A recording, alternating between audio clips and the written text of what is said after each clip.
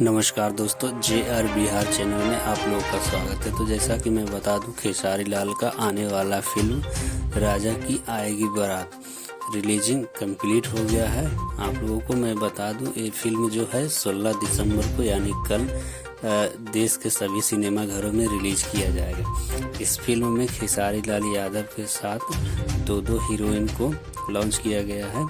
पहला एक्टर जो है सुदीक्षा झा और दूसरा संयुक्ता राय।